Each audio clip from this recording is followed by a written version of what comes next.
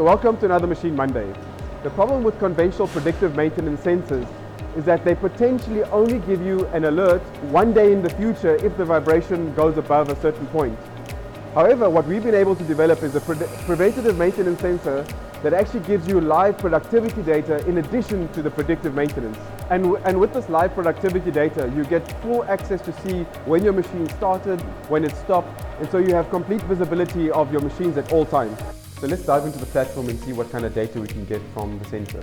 So the real advantage of this IoT sensor that we've developed is that not only does it give you the predictive maintenance side of things, but it actually gives you daily insights on a daily basis on your utilization of your asset. And this enables you to plan better, to realize that you actually have more capacity, or when you're running out of capacity, in which case you need to buy an additional asset. So the values beyond just predictive maintenance is actually a utilization measurement tool. So here's another Machine Monday.